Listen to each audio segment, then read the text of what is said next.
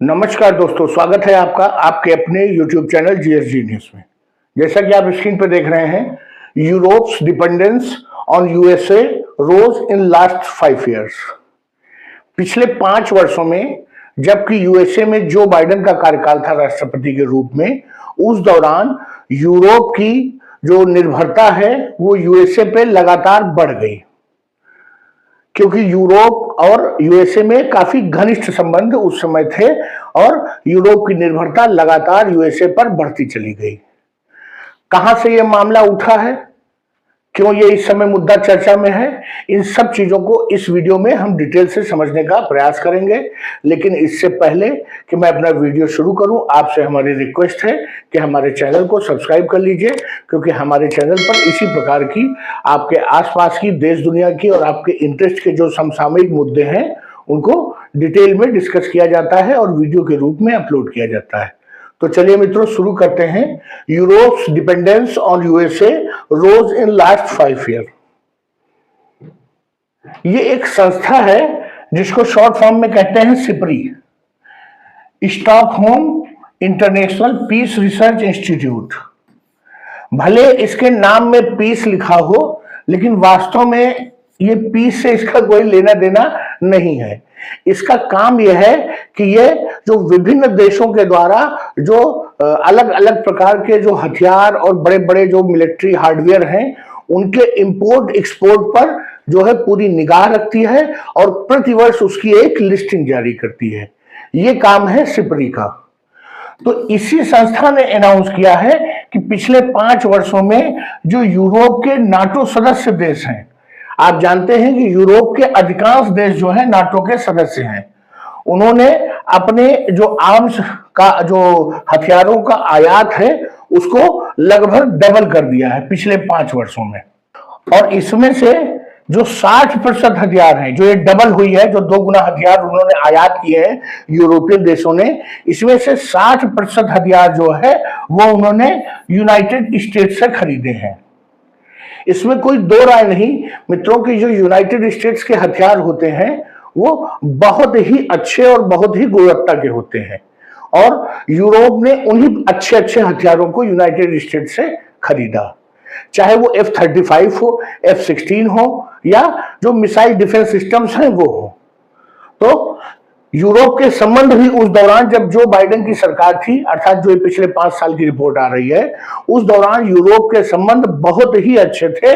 Joe Biden और Europe बिल्कुल एक दूसरे के अभिन्न सहयोगी के रूप में जो है निकलकर बाहर आए थे।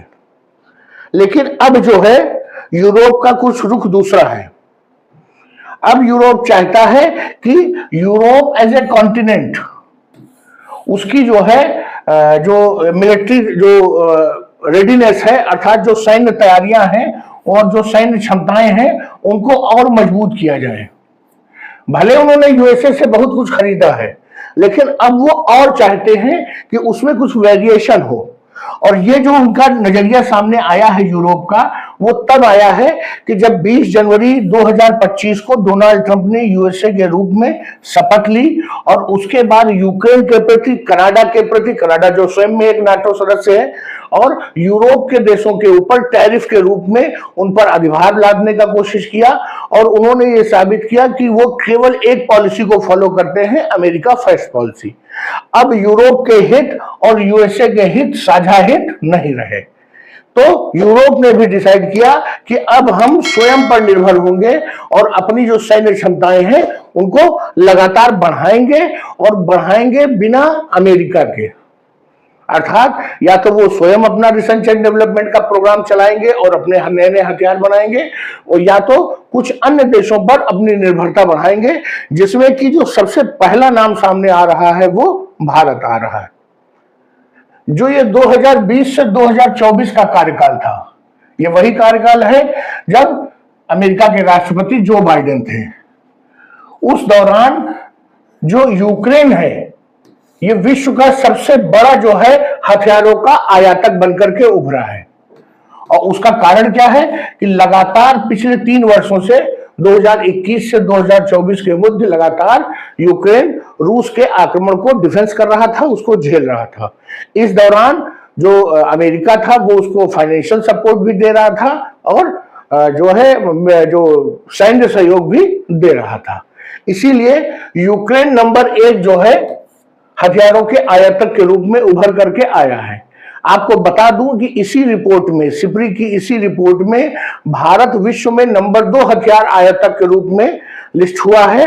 तीसरे नंबर पे कतर है, चौथे नंबर पर सऊदी अरेबिया है। तो पहले नंबर पर यूक्रेन ने सबसे ज्यादा हथियार खरीदे हैं बाहर से, दूसरे नंबर पर भारत ने, तीसरे नंबर पर कतर ने और चौथे नंबर पर सऊदी अरब ने।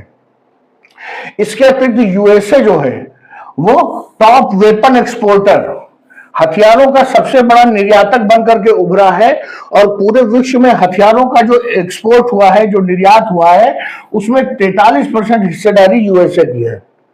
दूसरे नंबर पर जो सबसे बड़ा हथियारों का जो निर्यातक देश है वो फ्रांस बना है और फ्रांस ने 9.6% ही केवल हिस्सेदारी उसे मिली है। तो आप समझ सकते हैं कि 43% और 9.6%, इसको मोटा मोटा 10% मान लीजिए, तो कहां 43% और कहां 10%। तो पहले और दूसरे नंबर के जो निर्यातक है उनमें भी बहुत डिफरेंस है। और ये जो यूएसए की पोजीशन है टॉप वेपन एक्सपोर्टर के रूप में, वो इसलिए है कि यूक्रेन ने यूएसए से बहुत ज्यादा हथियार खरीदे हैं और यूएसए ने बहुत ज्यादा हथियार यूक्रेन को सप्लाई किए, जिसके कारण रशिया जैसी जो महाशक्ति है वो भी, जिसने दावा किया था यूक्रेन को हम 2 हफ्तों में या 3 दिन में जो है परास्त कर देंगे, कीव पे कब्जा कर लेंगे, वो 3 साल में भी कीव पर कब्जा नहीं कर पाई। ये कमाल था यूएसए के हथियारों का। जो लगातार यूरोप में हथियारों का आयात बढ़ता जा रहा है, उससे एक चीज साफ साफ समझ में आ रही है कि उनको आने वाले समय में रूस से खतरा नजर आ रहा है। आप समझ सकते हैं, पूरे यूरोप में अब आपस में कोई लड़ाई नहीं है, वो सभी एक संगठन के रूप में संगठित हैं, लेकिन बहुत ही नजदीक यूक्रेन के उस पार, यूक्रेन को आप बफर जोन समझिए रूस और यूरोप के बीच में, और बफर जोन के उस पार जो रूस इस समय यूक्रेन पर हमला कर रहा है, उसके कारण यूरोप लगातार जो है आने वाले भविष्य में रूस को एक खतरे के रूप में देखता है। इसी का परिणाम है कि यूरोप ने पिछले 5 वर्ष में बहुत ज्यादा मात्रा में हथियारों का आयात किया है यूएसए से। जो लेटेस्ट मीडिया रिपोर्ट्स हैं यूरोप कॉन्टिनेंट के विषय में, उनका कहना है कि वो इस समय भी, उनको अभी भी इतने ज्यादा हथियार खरीदने के बाद भी उनको लगता है कि रशिया उनको कभी भी डिफीट कर सकता है और कभी भी आक्रमण कर सकता है और वो अकेले यूएसए के बिना यूरोप का डिफेंस नहीं कर पाएंगे रशिया से। इसलिए उन्होंने डिसाइड किया है कि अब वो अमेरिकन हथियारों पर अपनी जो डिपेंडेंसी है, अपनी निर्भरता है, उसको समाप्त करेंगे या धीरे धीरे कम करेंगे।